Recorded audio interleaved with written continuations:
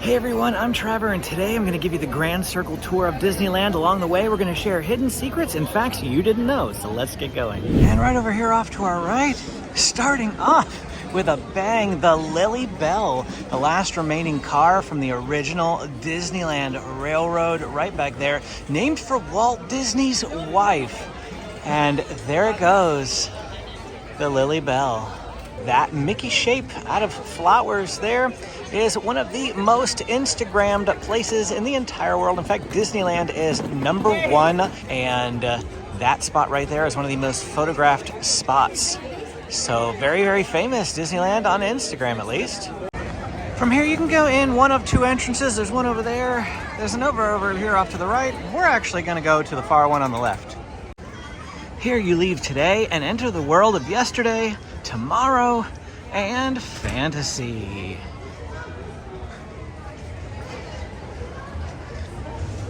This is going to take us to the start of Main Street, USA. Over off to our left is the check-in for guided tours if you're going to do one of the paid guided tours here at Disneyland. And then next to that is Disneyland City Hall. This is guest services. So if you have any issues or things that you need to speak with guest services about, that is the place to do it. You can get rides on a lot of these different Main Street vehicles right here. You see the yellow one over there. You see this horse-drawn carriage right here. The double-decker bus is also right here. Your first popcorn stand right there in the middle. Also, if we spin around, you can get on the Disneyland Railroad, the Main Street USA entrance right there atop of those steps. Right here in the center is a flagpole where you can witness the flag ceremony towards the end of the day, around 5 o'clock-ish is when they do the flag ceremony. You can also see great moments with Mr. Lincoln, a show that you can go see over there, as well as some different displays in there that you should check out. But we want to spin back around this direction and talk about the Disneyland Fire Department. Now, you may know or may not have known that the fire truck that is in here used to be an attraction that would go up the streets of Main Street, USA. Now it is stuck inside that fire department building. But above that is Walt's apartment, and you can see into it right there. If you would like to go inside Walt's apartment, you have to do the Walt Main Street Story paid tour, and you would check in at that guided tour booth that we mentioned earlier. Right next to that is Disneyland's largest store, the Disneyland Emporium. It connects all the way up Main Street, and so we're not going to go in there just yet. But instead of going in any stores, it's really not the focus of this video. We just want to show you a tour of the area. To the right is Main Street Cinema, where they're playing constantly on repeat Steamboat Willie and a few other shorts as well. Walk in, walk out at your pleasure. As you're walking along Main Street, be sure to look up and check out these windows. The names in them are famous Disney employees like Mark Davis. He is the father of Cruella de Vil, Maleficent, and Tinkerbell. But all along these windows, you'll find other names of other important figures here in Disney history. Headed towards the castle at this point. But along the way, there's going to be some sights that we'll want to check out. First of those is going to be the Carnation Cafe up here on the left. And this is Walt's favorite food location whenever he was here, obviously. Right there at Carnation Cafe is where you need to go if you want to experience some history with Walt Disney. Now, another thing is these gas lamps. All along Main Street, you'll see some gas lamps. These gas lamps are over 200 years old, purchased from various cities across the country. They were just $1 per pound because it was scrap metal, essentially. These cities were getting rid of them, and Walt Disney decided to repurpose it here in Disneyland. Right beyond the Carnation Cafe is Gibson Girl Ice Cream, which obviously isn't open at the moment. Maybe it doesn't open until 11 o'clock. I don't know, it's about 10:30 in the morning here. But Gibson Girl Ice Cream Parlor is something you need to check out. Right next to that is the Penny Arcade, which doesn't do pennies anymore. It's quarters, but you can still do some fun little penny arcade type games here. And directly diagonal from that, Plaza Point Holiday Shop. If you'd like to get some Christmas ornaments, Christmas merchandise any time of the year, right here at Plaza Point Holiday Shop. Over there with the pink umbrellas is the Plaza Inn, which is a restaurant. And just to the right of that is Little Red Wagon Corn Dogs. So let's just come over here real quick briefly. I want you to be aware that back here, there are a couple of buildings that you may not know exist. The first is the Baby Care Center off here to the right. If you have small babies, you need to do some nursing, or maybe you need to warm up a bottle. Right here, the Disneyland Baby Care Center is where you're going to want to come, as well as other baby care needs. But then back here is also the first aid station. If you need ibuprofen or anything really first aid related, come back here to the building. They'll give you, like, you know, one dosing of ibuprofen for free, maybe some other necessities that you need as well without any extra charges.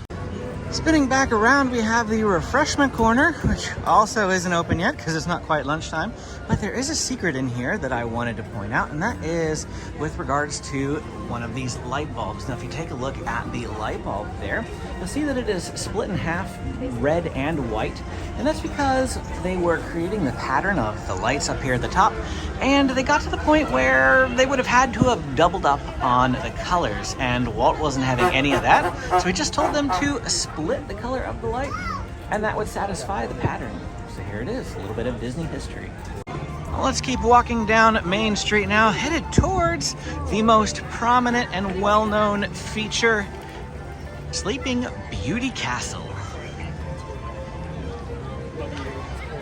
Majestic Matterhorn Mountain there off to our right. We'll get to that much later in the video. We're gonna loop this direction, do a full loop around the circle here before heading down one of the spokes of the wheel. To our left is the Jolly Holiday Bakery Cafe, which is named after Mary Poppins and the song, "It's a Jolly Holiday with Mary." Next to that is the entrance to Adventureland.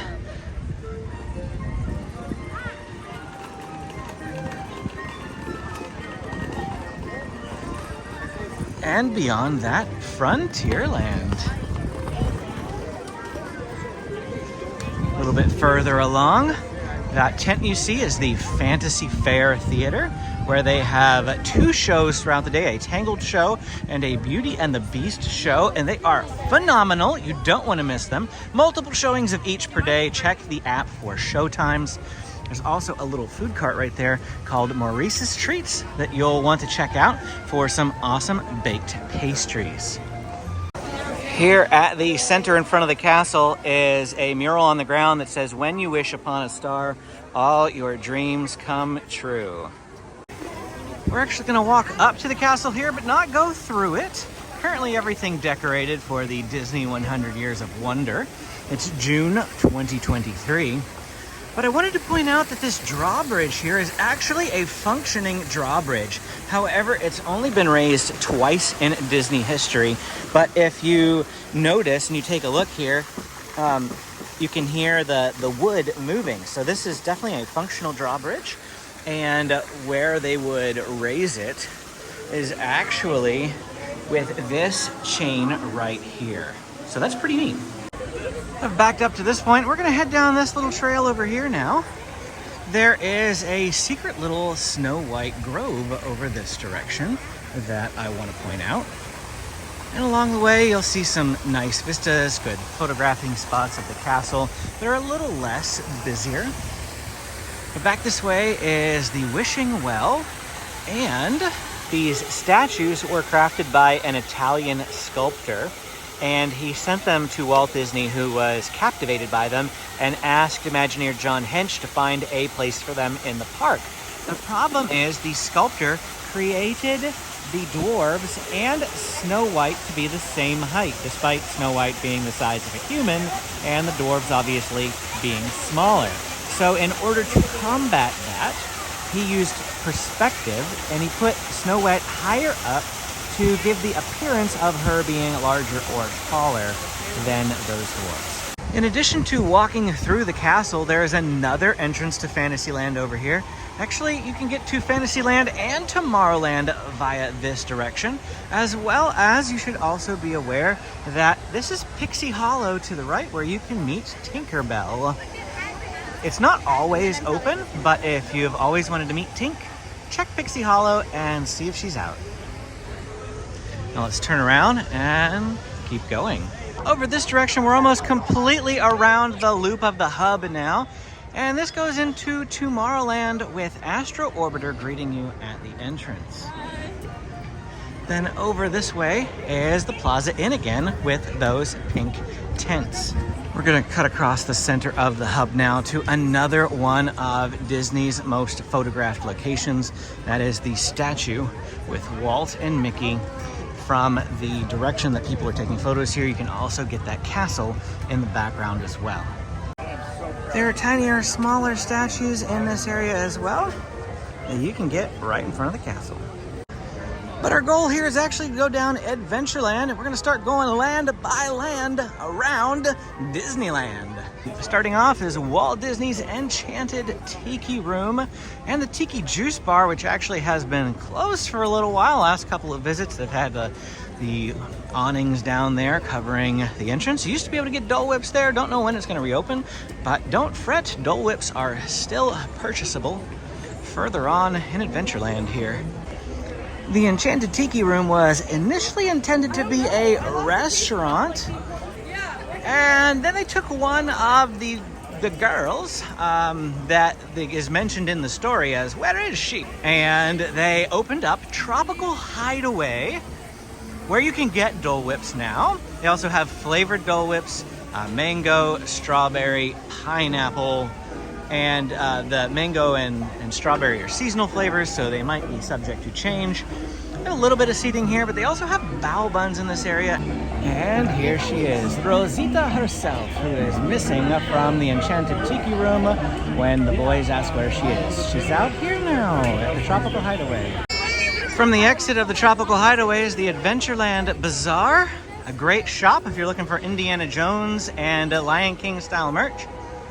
To our left is stroller parking for Jungle Cruise. Now, if you used to come to Disneyland a long time ago, you recall that they had strollers here in the middle of the walkway, but it's such a tight space through here that they moved the stroller parking out of the way and made more space for guests to walk. Now, Jungle Cruise over here off to our left, one of my favorite attractions in all of Disneyland, followed by Indiana Jones Temple of the Forbidden Eye. Directly across from that is Bengal Barbecue. If you like spicy, I highly recommend the Banyan Beef Skewer. This is a place where you can get just straight up meat and veggies without all the fluff and sides and French fries. I had somebody ask me, where can I get like a carnivore location where, there's no sides, no rice, no bread, no fries, anything like that. I just want to get meat. Bengal Barbecue is going to be your place.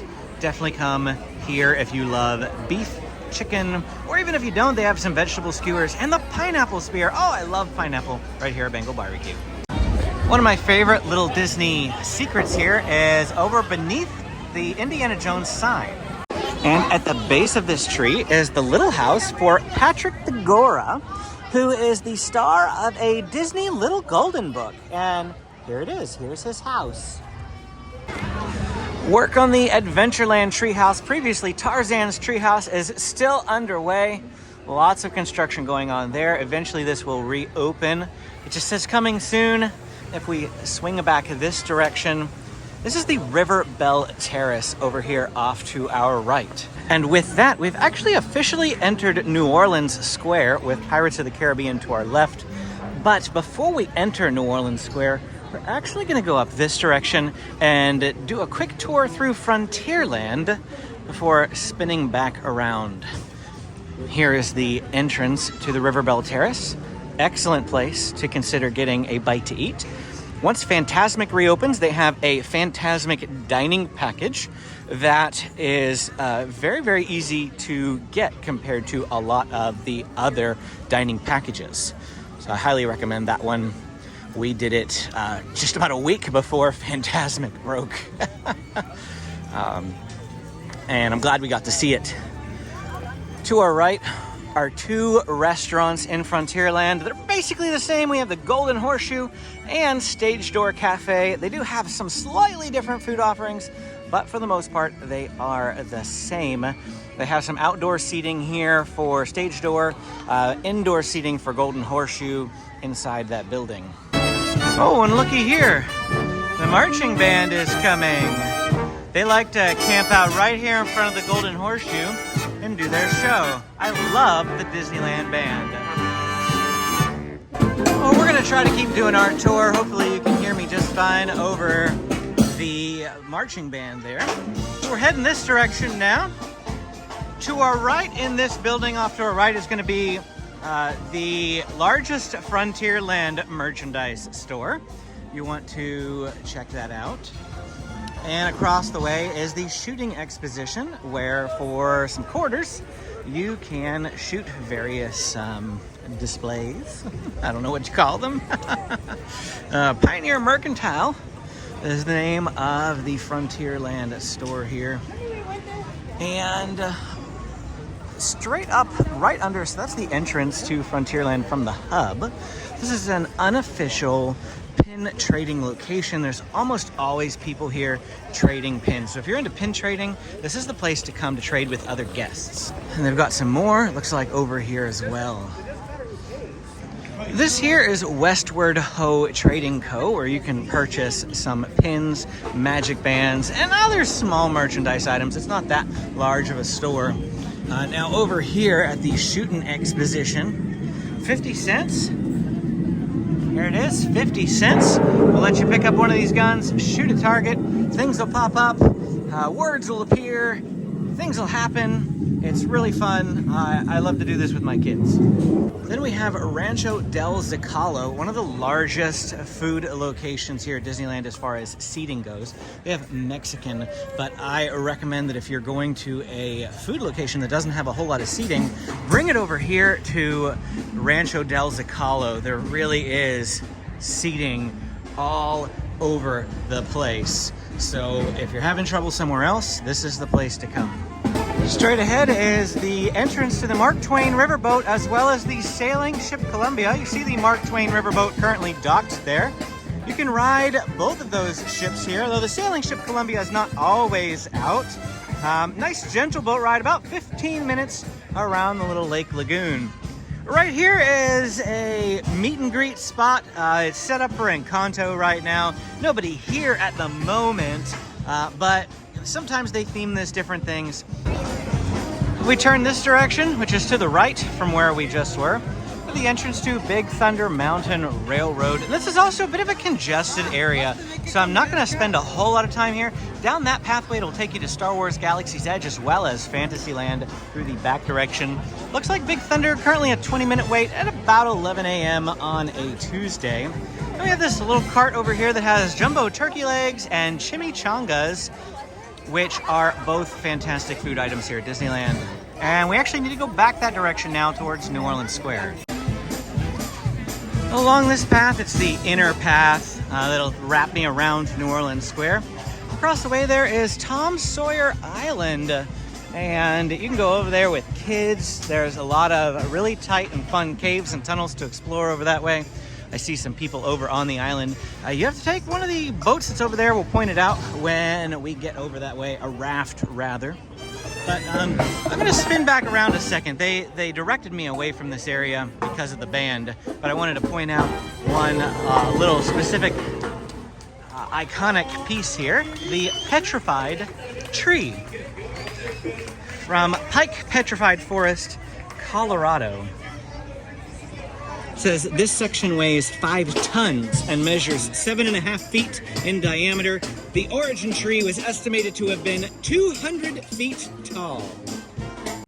Speaking of the sailing ship Columbia, they're currently pulling it out. Oh look, there's Tiana! Hi Tiana! And over this way is the sailing ship Columbia. As I mentioned earlier, they're actually pulling it out right now so folks can get on it. To our left is Pirates of the Caribbean, currently a 25-minute wait. And back in that way is a whole lot of shops and restaurants. We've got Blue Bayou, which is an iconic food location, allows you to see Pirates of the Caribbean boats drift by as you eat. Additionally, we've got Cafe Orleans right here, one of my wife's favorite places to eat in all of Disneyland, where you can get some pommes frites. Yes, the pommes frites are amazing. You can get them right there at Cafe Orleans. Let me mention that if you want to go over to Tom Sawyer Island, they have these little rafts, and that's how you get over there. It literally is an island, and the only way on and off are via these rafts that a cast member will drive over for you. Now, this used to be French Market behind all these construction walls, and they're currently changing it over to Tiana's Palace, which is going to fit right in with the Tiana's Bayou Adventure that Splash Mountain is getting changed into. While that construction is going on, the restrooms are still open, which are back behind here. Additionally, the New Orleans Square train station and the Frontierland train station, both of them, New Orleans Square, Frontierland, is right back here. There are 4 train stations for the Disneyland Railroad. This is one of them. The one I'd recommend really getting on at if you can. The loop from New Orleans Square to Mickey's Toontown is the second best loop, and then the loop from Tomorrowland to Main Street is the best little stretch. If you do get on that ride, you can just go from one station to another, or you can stay on for a full loop. You can stay on for multiple loops. They won't kick you off. On the other hand, if you take the monorail, which we'll tell you about a little bit later, they will kick you off at Tomorrowland regardless of where you got on. You can't just sit on that forever. Now we're going this direction because we have the Haunted Mansion right next to that. Another one of my favorite rides, and one of the most popular rides here at Disneyland during the Halloween time. This gets changed over to Haunted Mansion Holiday with Jack Skellington. There's pumpkins, there's Christmas, there's Halloween. It's a big mashup, and they have it from September through the beginning of January as Haunted Mansion Holiday. To our right is going to be the Harbor Galley, a small food location that offers some bread bowls, some soups. I've eaten at every single food location here at Disneyland, and so I honestly don't think there's really anything bad in the park except for Golden Horseshoe. Sorry for those of you that love Golden Horseshoe. It's not my favorite. Here we go. Splash Mountain is closed. Yeah, I know. Getting changed over to Tiana's Bayou Adventure. So they got construction walls up while that construction and makeover takes place. Right now we're headed towards the back half of Critter Country, and we're also going towards Star Wars Galaxy's Edge. A little bit of a fruit stand to our right. More pineapple, grapes, watermelon, mango. Davy Crockett's Explorer Canoes is kind of hidden. It's actually down there. If you've never done the Explorer Canoes before, I recommend you check it out. A lot of people hate on the canoes. I don't know why. I think it's pretty fun. It's actually kind of got Jungle Cruise style humor, but you do have to work for it. You have to paddle your way around the little lagoon here. We're gonna zip across this way. Hungry Bear Restaurant. Good place to get funnel cakes. Also fried onion rings right here at Hungry Bear. We're gonna pass that. Down here off to the right is Winnie the Pooh, the many adventures of Winnie the Pooh. This is a fun family attraction that my kids absolutely love. When the rest of the park is slammed, Winnie the Pooh will probably be one of the lowest waits in the park. So it's a good place to come when you just need a quick short line. It's mostly because it's tucked in back here, but also because it's a slow moving dark ride. Down beyond that, where the ride exits out, there is a gift shop down here, as well as a candy location. If you're familiar with Candy Palace or Marceline Confectionery in Disneyland, then this area has the same sort of food down here at Pooh Corner, and that's that building in the back, as well as other merchandise options. There's a meet and greet that takes place right here with various characters, mostly Winnie the Pooh, but they do have Santa Claus Christmas time. Time to about face, and we're gonna turn left at Hungry Bear this time. And here we go, going down this direction now. Look, sailing ship Columbia is doing a little test run, nobody on board. They're gonna go around the lagoon and then line up behind the Mark Twain, get some passengers on board. This is the pathway that'll take us to Star Wars Galaxy's Edge. And back here is one of 3 entrances into Star Wars Galaxy's Edge. They have Critter Country, Frontierland, and Fantasyland entrances. We're coming in via the Critter Country entrance. This is my favorite of the entrances because it's the most subtle. I love it whenever you really can't even tell you just got transported into a whole nother area. Some of the others are a bit more abrupt, but this one's very subtle.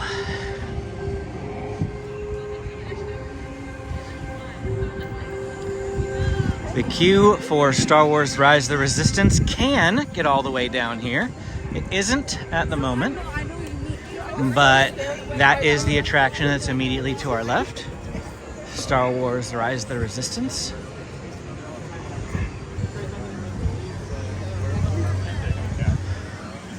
One of my favorite parts of this land is coming in to see the various Star Wars starships. We've got an A-wing over here off to the right and an X-wing up there straight ahead. Opposite that is the entrance to Rise of the Resistance. Standby off to the left, Lightning Lane off to the right. Star Wars Rise of the Resistance is on individual Lightning Lane, meaning it is not part of Genie Plus. You can purchase it even if you don't have Genie Plus, and Genie Plus will not get you access to Rise of the Resistance. It is an individual Lightning Lane with a single one-time purchase. As we navigate the crowds, I will tell you that Star Wars Rise of the Resistance is easily my favorite ride in all of Disneyland. And up until very recently was my favorite ride in all of Disney parks.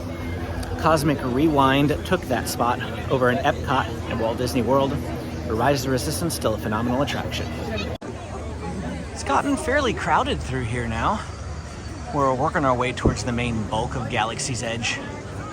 And this is the most amount of shuffle I've had to do.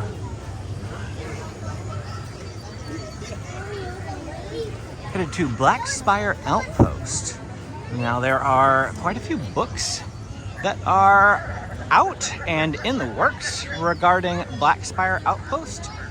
There are also some books that take place back in the Darth Vader age, post-Republic, but pre-A New Hope, that also feature Batuu as a location. In fact, I was reading one of those books the very first time that I stepped foot into Batuu, and it was surreal to get to see the recreation of an area that I was reading about, or rather, I guess the book was written about this area first, but oh man, it gave me goosebumps to be in an area of something that I was reading about. Straight ahead is the marketplace. In here, you're gonna find a lot of shops and stores where you can purchase merchandise. It's really crowded in here. I'm not going to show you all the shops, but I just wanted you to see the marketplace. One of the storefronts in here is Katsaka's Kettle, where you can buy some popcorn. And at the very end of the marketplace is Ronto Roasters, where you can get some sausage / hot dog style food items called a Ronto wrap. Very limited amount of seating in here for Ronto Roasters. From right here, we can see a couple of things. Maybe we'll get a little bit closer at them in a minute. But down there is an area where you can meet and greet some characters. Then there's the entrance to the Droid Depot. $100, you can build your own droid. And to the left, there is Savvy's Workshop for $220. You can build your own lightsaber. But we want to go this direction. Right there is Ronto Roasters again. Did not go far. Doc Ondar's Den of Antiquities is going to be in this building. It's another gift shop. And if you are a Star Wars fan, there's also lots of movie props in this store. Go check it out. You will be geeking out for sure. And over here is Docking Bay 7, where you can get some Endorian fried chicken at Tip Yip. It's just chicken, folks. As well as some braised bantha. It's just beef, folks. This is one of my favorite places to come get some food. And my wife's favorite drink is in here, the Cold Brew Black Calf. If we head down the steps from Docking Bay 7, here's the Millennium Falcon, everyone's most iconic place to get photos here on Star Wars Galaxy's Edge. And we have Millennium Falcon Smuggler's Run through the open door underneath this tower. This is one of 2 rides in Star Wars Galaxy's Edge. Hop aboard the Millennium Falcon, pilot it, become a gunner, and shoot out back at the enemies, try to steal some coaxium. Did another about face, and are coming down another alley here. To our left is Oga's Cantina. They do have some food in there, but this is mostly a place where you can get some drinks, both alcoholic and non-alcoholic. So check it out, even if you don't drink alcohol. Great place to go, Oga's Cantina. And down this way is going to be the First Order corner of Star Wars Galaxy's Edge. You see Kylo Ren's ship there to our left. If we spin this direction, we have the milk stand where you can get some blue milk, green milk, and the newest item here, the polystarch puff bread, which I got on my most recent visit to Star Wars Galaxy's Edge. Now, if we go that direction underneath that bridge, we're actually going to go back towards the marketplace, but instead we're going to come out this exit and we're headed to the Fantasyland entrance of Star Wars Galaxy's Edge. So this will actually split us out into Fantasyland, which is where we want to go next. This is still a bit of Frontierland, actually. That's why the wood, but Fantasyland is really close by. So that's why I call it the Fantasyland entrance.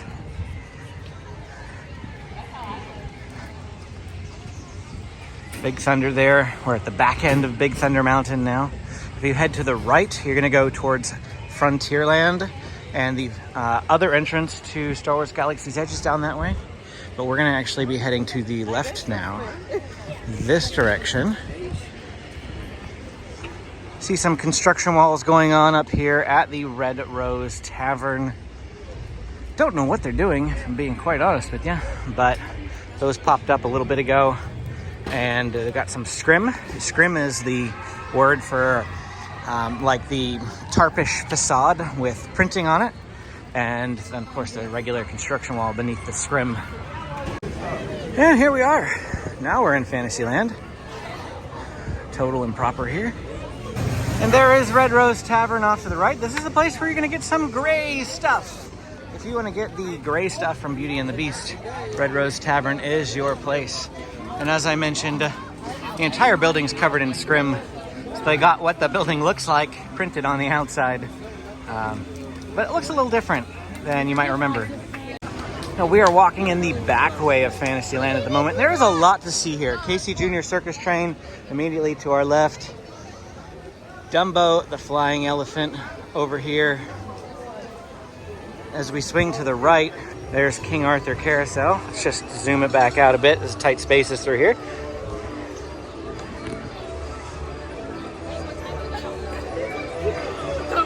Pinocchio's Daring Journey. And Snow White's Enchanted Wish past that. You'll also notice that Peter Pan's Flight is completely under scrim, as is Mr. Toad's Wild Ride. The building that connects Peter Pan's Flight, Mr. Toad's Wild Ride, and Alice in Wonderland is under renovations at the moment. It's the same building for all 3 rides, and so all 3 of those rides are broken, or not broken, just down during renovations. But over here is Snow White's Enchanted Wish, and above it, the Evil Queen peeks out from behind her curtains on occasion. Don't miss that happening. That's right there, above Snow White's Enchanted Wish. We're gonna keep going down this direction though. Lots to see in Fantasyland. The Bibbidi Bobbidi Boutique. A good place to bring little children that want to get makeovers into princesses. I don't think they do princes, I think it's just princesses. But over this way is another special little bit of secret. An open secret, if you will. Sleeping Beauty Castle, the walkthrough experience. You can go in the door, walk through the castle. It'll take you up some stairs, take you actually into the castle itself. All the while it'll tell you the story of Sleeping Beauty in storybook form. And when you are done, you'll walk back down the stairs and you'll pop out this door over here. Now you're saying, what if I have a wheelchair or can't access stairs? They do have a handicap accessible experience, which you can experience right here. The doorway over there actually takes us to that Snow White grotto area that we first talked about in the hub. We're gonna go back up this direction now, continue our tour of Disneyland.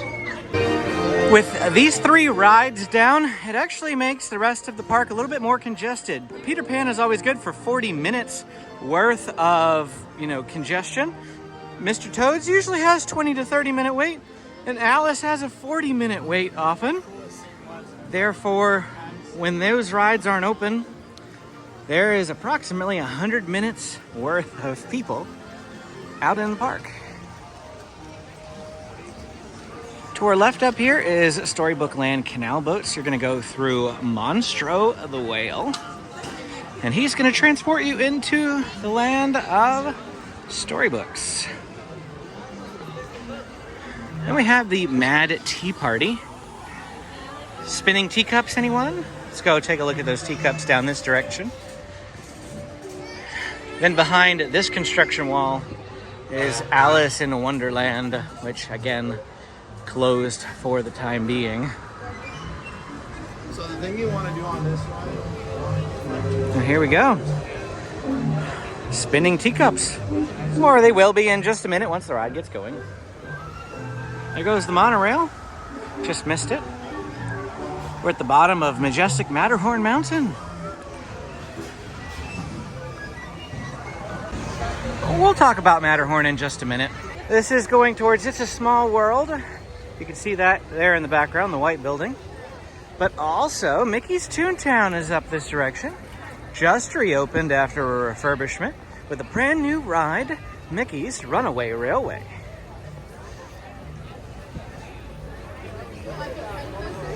Right here along this road, this is a path that the parade often goes through. So if you want to see that parade, you want to camp out somewhere along this path, really anywhere from It's a Small World down through the hub and down Main Street all the way towards the very end where we began this tour with the Disneyland Railroad. And there it is. It's a Small World. You can see the Disneyland Railroad going there in the background. There is a station up here. And that's the one with the Lily Bell attached to it. But we're heading this way. Well, looks like there's a Genie meet and greet going on over to our left. Before we head down Mickey's Toontown, I actually want to take a small detour, go up this way, towards the Fantasyland Theater, where they have the Tale of the Lion King show. Now, there are no shows today. There are no shows for a little while, actually. There haven't been shows. I've heard it's been staffing issues. What that entails, I couldn't tell you. Just saying that it's been staffing issues. So the Tale of the Lion King hasn't been going on. But back here is a food location called Troubadour Tavern. And you can get some baked potatoes, some sambusa, and a variety of other special items you really can't get anywhere else. So come check this place out. I know I say that a lot, but really consider all the food around Disneyland. It's mostly all fantastic. I think so. Here's Mickey's Toontown Train Depot. This is the most boring stretch on the railroad from Toontown to Tomorrowland. There's really not a whole lot. Not very many people get off here either, so there's a potential that if you come to this station and there's a lot of people waiting, not a lot of people are getting off, means that you might have to wait for a couple of trains to come around. Doesn't look too bad today, so that would be okay to wait there today, not a problem. Now it's time to spin this way and go into Toontown.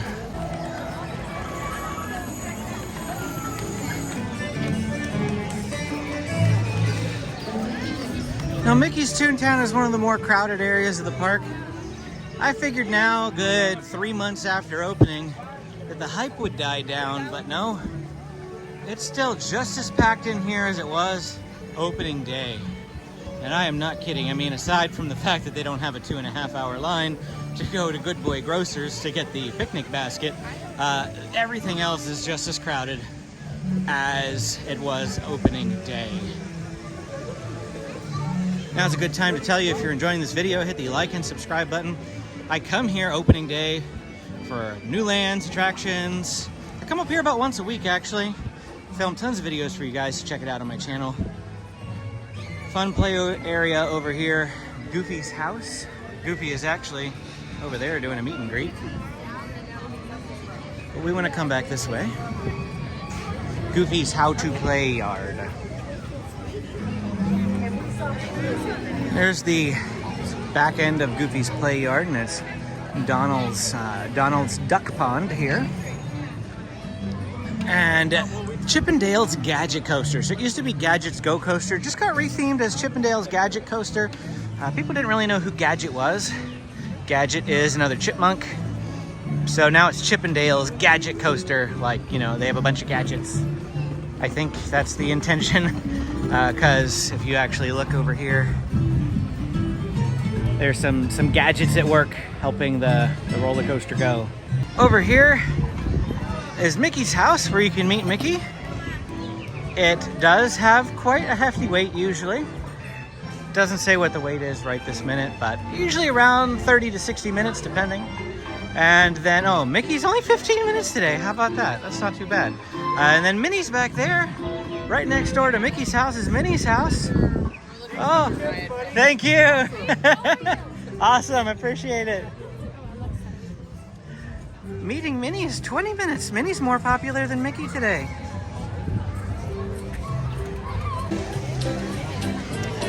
Over here is one of Disneyland's newest food locations, Cafe Daisy. And here you can get the dressed up dog, the pizza flop over, the spring garden wrap, and some kids meals. Honestly, probably one of my least favorite places to get some food here. They do have the epic corn dog nuggets that everybody loves. They're now here at Disneyland, not just Disney World. You can get them here at Cafe Daisy. I'm gonna walk this way. And right over there is Engineer Souvenirs. And this is the entrance to Mickey and Minnie's Runaway Railway. You see the Lightning Lane entrance there. Standby is on the other side. And if we keep going, we're gonna wrap our way over here to Roger Rabbit's Cartoon Spin.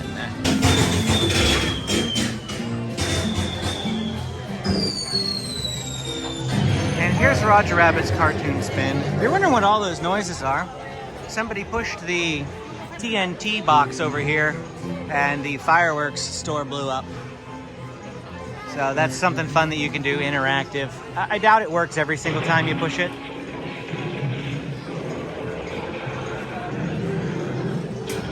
We'll see if it does. Nope. Oh, maybe. No explosion, just a couple of noises. Big green lawn over here. The idea is that you will come and have a picnic, a perfect picnic. You get a picnic basket from Daisy's or from Good Boy Grocers. You come over here to this lawn and have a little bit of a picnic. But there's Roger Rabbit's Cartoon Spin. There are 3 rides here at Mickey's Toontown: Roger Rabbit's Cartoon Spin, Mickey and Minnie's Runaway Railway, and Chip 'n Dale's Gadget Coaster. But that's all that is up here. A couple of play areas for kids, big open grass areas, 3 rides, and a food location. Now we're going to zippity-doo-dah back out of the land and go back towards Matterhorn Mountain. We have one more land yet to cover, and that is Tomorrowland. Something to keep in mind here as we walk is that Mickey's Toontown closes at 8 p.m. for the fireworks and will reopen at 10 p.m. until the park closes. So one of my recommendations for riding Mickey and Minnie's Runaway Railway is actually to wait until after fireworks. It will have the lowest line at the time Even during a really busy spring break, my wife and I came and did that, went right up here at 10, and we were towards the back of the line, the very back of the line. It was only 25 minutes. 25 minutes, I'll take it, over the like 60 it usually hangs out at throughout the day. We're passing It's a Small World to my left. You can't see it, it's off camera. Heading back this way towards Matterhorn Mountain. The Matterhorn is situated between Fantasyland and Tomorrowland. Officially, it is a Fantasyland attraction because it doesn't fit in with the Tomorrowland theme. But they do have two lines, two sides, or rather, not two lines, but two sides on the attraction, a Tomorrowland side and a Fantasyland side. Our path is going to take us down this way. To our left is a small building called Edelweiss Snacks. One of my favorite savory treats at Disneyland. Moved from Maurice's Treats over here to Edelweiss Snacks, the cheddar garlic bagel twist. You can now get that here, Edelweiss Snacks. But let's point ourselves at Matterhorn bobsleds for a minute and talk about this ride. This is a piece of history right here, folks. Matterhorn bobsleds is the first steel tubular roller coaster in the world. You heard it right, the first steel tubular roller coaster in the world. What do I mean by tubular? You can take a look at the track. It is tubular. Why tubular? What's the purpose of tubular? Well, the inside of those tubes is pressurized. And if a leak or crack inside the tubes appears, it's very easy for them to pinpoint where the problem is. And therefore they can repair it because of the pressurization inside the pipes. That's different from the flat steel bars that they, have used historically on wooden coasters because there's no way to tell where damage occurs without physical inspection. But because of the pressured air inside the tubular steel rails, they're able to fix them and keep them maintained a lot easier. So, just again, hopefully you found that interesting. Right behind that, Finding Nemo Submarine Voyage. This ride gets a lot of hate too, and I understand it. I mean, if you look at the ride, you don't actually ever go underwater, but I mean, you are underwater. There are portholes down along there. You're in a tiny little compartment, and at points throughout the ride, it gets very, very dark. So if you don't like tight spaces, it's also not very well ventilated. Therefore, body odor can stink it up pretty well. There's one of the cast members waving to us there. She's driving it in the top couple of portholes. But a fun little fact about Finding Nemo Submarine Voyage is you can see over there it says Seawater Supply TL59, and that is a nod to Journey Through Liquid Space, which is what this ride used to be. 1959 is the year that it's marked, 1959. We turn and begin to enter Tomorrowland now. Let's just go around here. If you head off to the right, you're actually going to be going towards Pixie Hollow as well as the hub. We want to go into Tomorrowland, and we're coming in the back way. Basically, the way that all of the lands are designed here at Disneyland is that the front of the lands are off of the hub. So unless we went back to the hub every single time to start one of these tours, we're going to be going in the backs of some of these. Over here to our right, we have Galactic Grill, probably one of the least popular places to get some food here at Disneyland, or at least in terms of the quality of food. They do have some good items, especially some of their seasonal items are fantastic here, but some of their mainstays like cheeseburger, it's just a big miss for me. So Galactic Grill is probably one that I would say to put a pass on. Now we're going to go ahead this direction.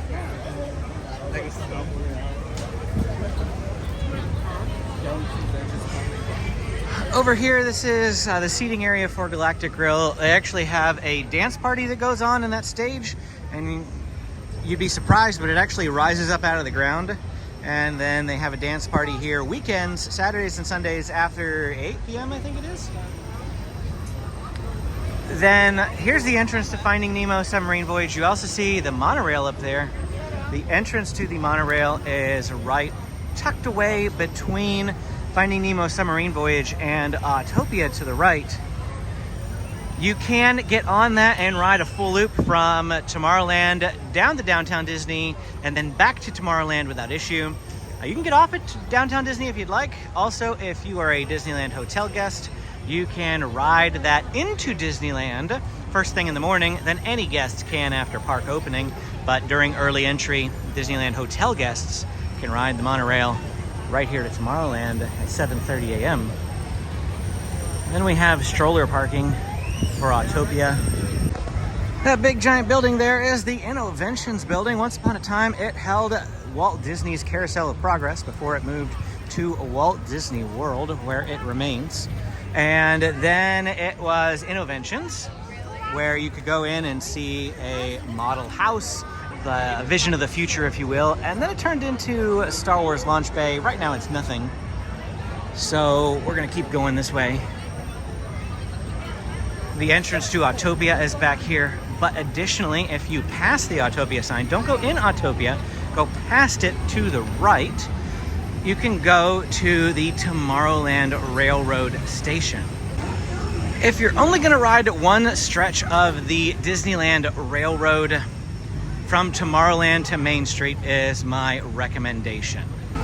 Once again, we can see Matterhorn Mountain. You can see Matterhorn from just about anywhere in the park. Just about anywhere except for Galaxy's Edge. Love Matterhorn.